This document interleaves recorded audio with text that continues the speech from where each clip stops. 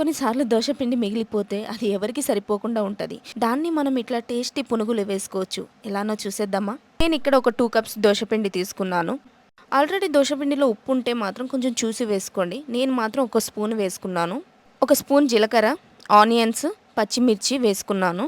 ఇప్పుడు ఇందులో కొంచెం కరివేపాకు, మీకు కావాలంటే కొత్తిమీర కూడా వేసుకోండి.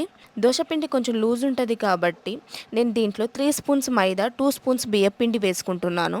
Half teaspoon baking powder. నా దగ్గర బేకింగ్ సోడా లేదు కాబట్టి బేకింగ్ పౌడర్ వేసుకుంటున్నాను. ఇప్పుడు ఈ పిండిని మంచిగా కలుపుకోండి. సో మీకు పిండి కొంచెం లూజ్ అనిపిస్తే కొంచెం మైదా వేసుకోవచ్చు. ఇలా కలిపిన పిండిని ఒక 30 మినిట్స్ పక్కన పెట్టేయాలి.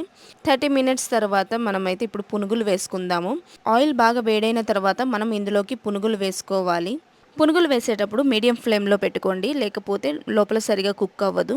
మంచి గోల్డెన్ బ్రౌన్ కలర్ వచ్చినప్పుడు తీసేయండి. సో పునుగులు అయితే రెడీ అయిపోయింది. టేస్ట్ విషయానికి వస్తే చాలా బాగున్నాయి.